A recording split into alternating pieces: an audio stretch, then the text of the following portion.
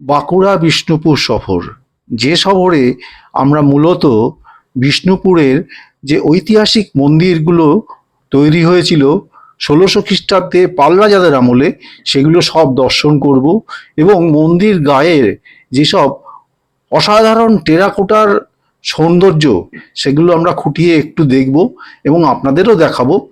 আর সেই মন্দির নগরী দর্শনের সাথে সাথে আমরা যাব বাঁকুড়া এবং মূলত বাঁকুড়ায় গিয়ে তার আশপাশে যেসব সুন্দর জায়গা আছে সেগুলো এক্সপ্লোর করব। সবই আপনারা দেখতে পারবেন এই ভিডিও সিরিজে, যার সঙ্গে অন্যতম হচ্ছে একটা বিখ্যাত ড্যাম যেটা খুব কম মানুষই গিয়েছেন, তালবেরিয়া ড্যাম, এবং সাথে থাকছে মুকুটমণিপুর এবং আরও অনেক। দেখতে থাকুন, আশা করি এই ভিডিও সিরিজ খুব ভালো লাগবে।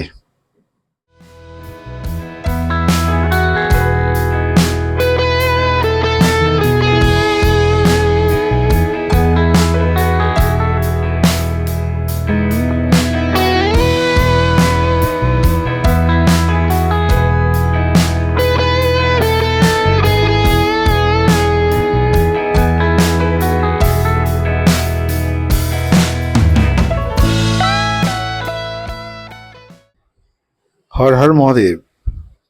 এই বাবা তারকনাথকে প্রণাম করে এই তৃতীয় এপিসোড শুরু করছি।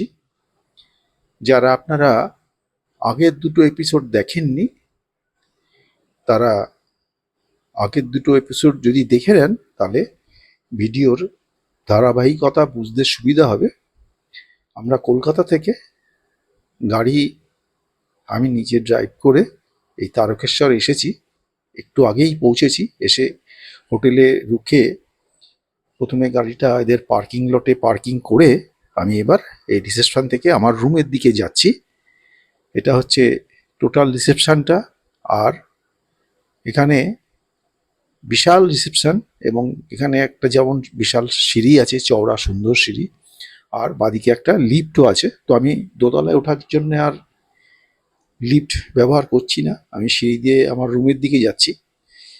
প্রসঙ্গত বলি, যখন আমি গাড়ি নিয়ে এসেছিলাম তখন স্টাফেরা প্রথমেই এসে আমার ডিকি থেকে সমস্ত লাগেজ নামিয়ে আমার রুমের সামনে রেখে এসেছেন। এনাদের সব কিছু ভীষণ সিস্টেমেটিক, ভীষণ সুন্দর, আপনাকে কখনো অভিযোগ করার বিন্দুমাত্র সুযোগ দেবে না। তো এই দোতলায় উঠে লম্বা একটা বিশাল বারান্দা মতো, এবং এই লম্বা বারান্দার বাঁ দিকগুলোতে পরপর রুম আছে, আমার রুমও ওখানে। আর এই ডান দিকটাতে এখানে একটা দোতলাতেই সুন্দর বসার ব্যবস্থা আছে, এবং এই ডান দিকে ঢুকলে কিচেন এবং এটা হচ্ছে এদের ডাইনিং স্পেস। ভীষণ পরিষ্কার পরিচ্ছন্ন, ঝকঝক তকতক করছে, কোনো লোক থাকুক আর না থাকুক সবসময় একদম নিট অ্যান্ড ক্লিন। এটাই আমি বারবার বলি যে এই পরিষ্কার পরিচ্ছন্ন হাইজিনিক, এত এত হাইজিনিক যে আপনার কখনো কোনো কিছু সমস্যা মনে হবে না। আর এই বারান্দা দিয়ে উঠে এদিকটাই হচ্ছে সেই যেটা বলেছিলাম লিফটটা এদিকটায় রয়েছে। তো লিফটটা আমার এই ট্রিপে লাগবে না, এই দোতলায় কখনো আমি লিফট ব্যবহার করি না, দোতলা তিনতলা হেঁটেই উঠি। আর এই বারান্দার উল্টো দিকে এদিকে আর একটা সুন্দর লনের মতো আছে, ওই পাঁচিলটার ওপারটাই কিন্তু রাস্তাটা, যে রাস্তা দিয়ে গাড়ি যাচ্ছে ওইখান দিয়েই আমি কিন্তু এসেছি। যাই হোক, একটা কথা বলি যে এই যে এত সুন্দর হোটেল দেখাই বা খাওয়া দাওয়া দেখাই, কখনো কিন্তু ভাববেন না এটা কোনো প্রমোশনাল। আমি সম্পূর্ণ নিজের খরচে হোটেল বুক করে এসে থাকি, ভালো লাগে তাই আপনাদের রেফারেন্সের জন্য একটু দেখাই। এই রুমে ঢুকেছি, রুমে দরজা দিয়ে ঢুকে প্রথমে একটা বাঁদিকে মালপত্র লাগেজ রাখার জায়গা, ডান দিকটায় ডাইনিং টেবিল, এই মাফ করবেন ড্রয়িং মিরর ইত্যাদি রয়েছে, আর জলের বোতল বিসলারি রয়েছে, বিশাল এক খাট, পরিষ্কার পরিচ্ছন্ন ধপধপ করছে একদম সব কিছু। একটা টিভি আছে, তো যদিও টিভিটা আমি একদমই দেখি না। এখানে আরেকটা ছোট টেবিল আছে, টেবিলে ইলেকট্রিক কেটল ইত্যাদি রয়েছে, চায়ের সরঞ্জাম ইত্যাদি রয়েছে। আর এই দিকটাতে এই রয়েছে টয়লেটটাও খুব সুন্দর, পরিষ্কার পরিচ্ছন্ন। তবে কম্পারেটিভলি আমার মনে হয়েছে এই তারকেশ্বরের রুমটা একটু ছোট, কারণ আমরা যে ধরনের হোটেলগুলোতে থাকি রুমগুলো যে বিশাল সাইজ হয়, এটা সেই তুলনায় একটু ছোট। এইদিকে একটা জানলা আছে, জানলা দিয়ে নিচেটা দেখা যাচ্ছে। নিচে থেকে যেমন আপনাদের বলেছিলাম যে ওই কটেজগুলো আছে। যাই হোক, এবার হোটেল থেকে বেরিয়ে চলেছি মন্দিরের উদ্দেশ্যে। হেঁটে হেঁটে গেট দিয়ে ঢুকলাম, ঢুকে এই সরু রাস্তাটা দিয়ে আমি এখন মন্দিরের দিকে যাচ্ছি। প্রসঙ্গত জানাই, আমাদের হোটেলে ঢুকেই প্রথমে আমাদের বলেছিলেন আপনারা কি পুজো দিতে চাবেন? না, হ্যাঁ, বলছে আপনি চাইলে আমি ঠাকুমশাইকে ফোন করতে পারি, উনি এসে আপনার সঙ্গে কথা বলবেন। ওনার সঙ্গে কথা বলে নিন, আপনার ভালো লাগলে আপনি ওনাকে নেবেন, ভালো না লাগলে নেবেন না। আপনি ওখানে গিয়েও ঠাকুমশাই পেয়ে যাবেন। তো আমার ওনার সঙ্গে কথা বলে ভালো লেগেছে এবং আমি ওনার সঙ্গে সঙ্গেই এখন চলেছি। উনি আমাকে সোজা প্রথমে মন্দিরের দিকে নিয়ে যাচ্ছেন। বাদিকেই হচ্ছে সেই দুধ পুকুরটা, নিশ্চয়ই ওইদিকে যাব। এই বাদিকে যে গ্রিল করা আছে সেই গ্রিলের ওপাশটাই হচ্ছে দুধ পুকুর। আর এই সরু জায়গাটা দিয়ে যাচ্ছি, যেখানে ডান দিকে পরপর কিছু প্রসাদের দোকান ইত্যাদি রয়েছে। এই সেই দুধ পুকুরটা। তো আমরা আস্তে আস্তে যাচ্ছি, তেমন ভিড় নেই আজকে। আজকে মঙ্গলবার, এখানে সোমবার খুব ভিড় হয় এবং ঠাকুমশাই পরে বললেন যে শনি রোববার ভিড়ও ভালোই হয়। তো এই সেই একটা দোকান, এই দোকানে ঠাকুমশাই আমাদের বললেন যে এখানে আপনারা আপনাদের প্রসাদ ইত্যাদিগুলো সংগ্রহ করতে পারেন। তো আমি দোকানের সঙ্গে কথা বলে আমি সেই প্রসাদটা কালেক্ট করার জন্য অর্ডারটা দিলাম। দিয়ে আমি এখন চলেছি এই দুধ পুকুরের দিকে। এইটাই হচ্ছে সেই বিখ্যাত দুধ পুকুর তারকেশ্বরের, এবং এই পুকুরের জল নিয়েই কিন্তু ভগবানের উদ্দেশ্যে, ভগবানের মাথায় ঢালা হয়। তো আমরাও এখান থেকেই জল কালেক্ট করলাম এবং প্রসাদের ডালিটা নিয়ে আস্তে আস্তে ভেতরের দিকে যাচ্ছি। তো আজকে অপেক্ষাকৃত ভিড় কম, মঙ্গলবার, কিন্তু তবু কিছু লোকজন আছে। অন্যদিন ভীষণ ভিড় হয়, ভীষণ ভিড় হয়। মন্দির চত্বরটা সম্পূর্ণ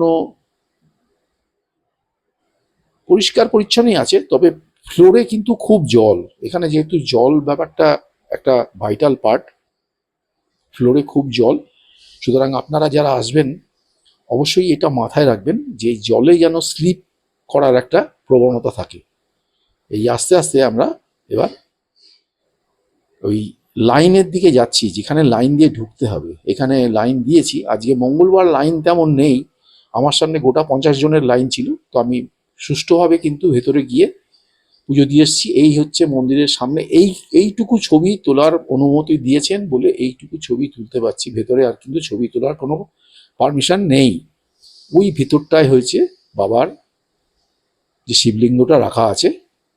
তো সেখানে ঠাকুরমশাই পরে বললেন যে আপনারা খুব ভালো দিনে এসছেন, যে আজকে আপনারা একদম সোজাসুজি ঠাকুর স্পর্শ করে বাবার মাথায় জল ঢালতে পারলেন। কারণ ভেতরে, মন্দিরের ভেতরটাতে শনিবার, রোববার এবং সোমবার কাউকে ঢুকতে দেওয়া হয় না।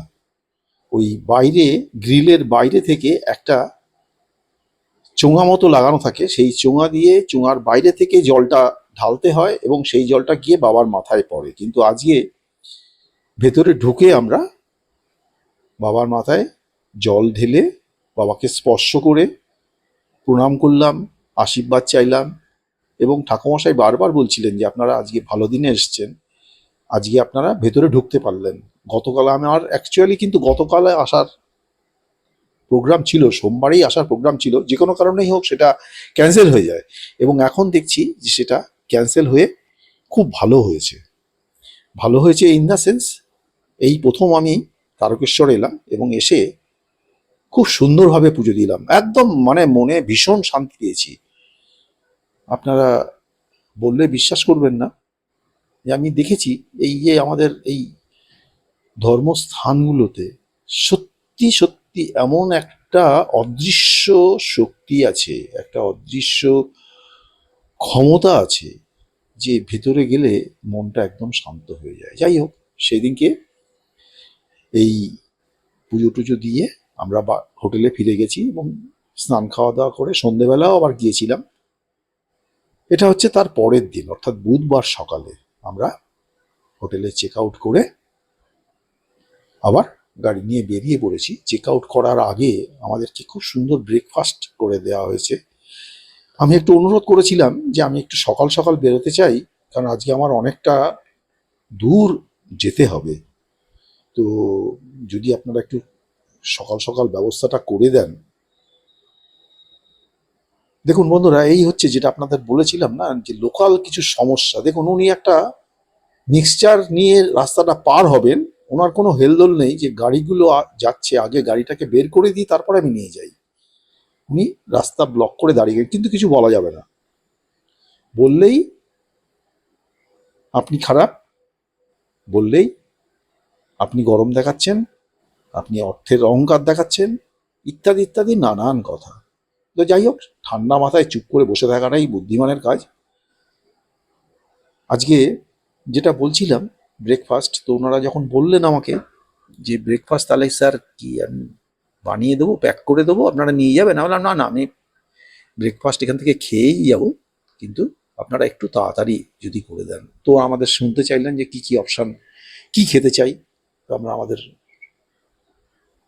সামান্য ইয়েগুলো বললাম যে আমরা বেশি কিছু চাই না, এই খাবো। ঠিক আছে। এবং ওনার একদম টাইমলি ব্রেকফাস্ট তৈরি করে, আমি গতকাল রাত্রে ওনাদের সঙ্গে কথা বলে রেখেছিলাম এবং ওরা কিন্তু একদম টাইমলি আমাকে সেটা দিয়েছে খুব ভোরে। এই সার্ভিসটা আমার ভীষণ ভীষণ ভালো লাগে। যাই হোক, আজ সকালে আবার গাড়ি নিয়ে যাত্রা শুরু হয়েছে। আজকে আমার সফরটা একটু লেংদি হবে। লেংদি বলতে ডিস্টেন্স এমন কিছু নয়, কিন্তু অনেকগুলো ডেস্টিনেশন আছে। যেমন সকালবেলায় এই তারকেশ্বর আমার হোটেল থেকে বেরিয়ে এখন আমি প্রথম যাব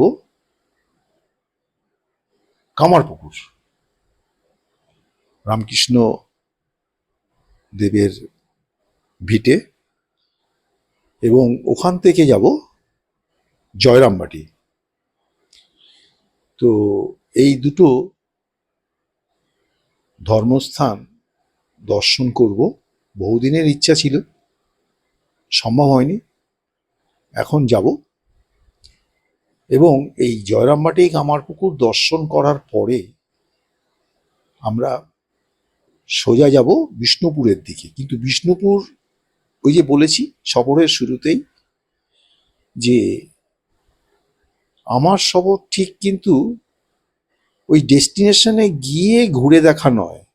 আমার সফর হচ্ছে যতটা সম্ভব যেতে যেতে আশপাশে যতটা কভার করা যায় সেটা দেখতে দেখতে যাব। তো সেই হিসাবেই আজকে এই জয়রামবাটি কামারপুকুর দর্শন করে আমি বিষ্ণুপুর যাব। ওটা আমার বিষ্ণুপুরে আজকে গিয়ে রাত্রে থাকবো, এবং প্র্যাকটিক্যালি বিষ্ণুপুরে আমার 3 দিন থাকার কথা। তো আমি এরকমই প্রোগ্রাম করি, যখন যেখানে যাই একটু সময় নিয়ে ঘুরে ঘুরে ঘুরে ঘুরে সব দেখি। তো বিষ্ণুপুর যাওয়ার আগে আপনারা জানেন বিখ্যাত জয়পুর জঙ্গল ক্রস করব। ওপরে রোড মার্কিং দেখে নিলাম যে আমরা ঠিক রাস্তায় আছি, কারণ আমি সবসময় অনেকবার ভুল রাস্তায় ঢোকার ফলে এই জিনিসটা হয়েছে। আমি লোকাল মানুষদের সঙ্গে একটু কথা বলি, যেমন ধরুন দেখার পরেও আমি এই সাইকেল ভাইয়ের সঙ্গে একটু কথা বলছি যে আমি এখন জয়রামবাটি যাব, আমি কোন দিক দিয়ে যাব, আমি কি ব্রিজের উপর দিয়ে যাব না বাঁ দিক দিয়ে যাব? তো উনি বললেন না না, ব্রিজে উঠবেন না, ব্রিজে উঠলে আপনি আবার কলকাতার দিকে চলে যাবেন, আপনি বাঁ দিক দিয়ে যান, বাঁ দিক দিয়ে গিয়ে ওই ব্রিজের নিচ দিয়ে আপনি ডান দিক দিয়ে ঢুকবেন। তো আমি ম্যাপে ঠিক এটা পরিষ্কার বুঝতে পারছিলাম না।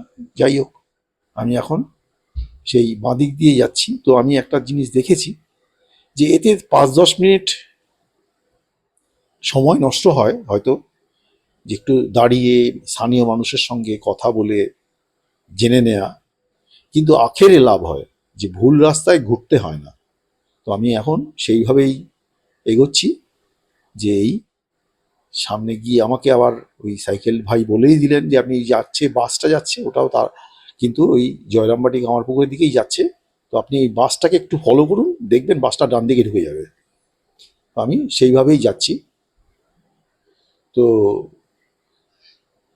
একটা কথা বারবার আপনাদের যেটা বলছিলাম, যে এই রাস্তায় বেরিয়ে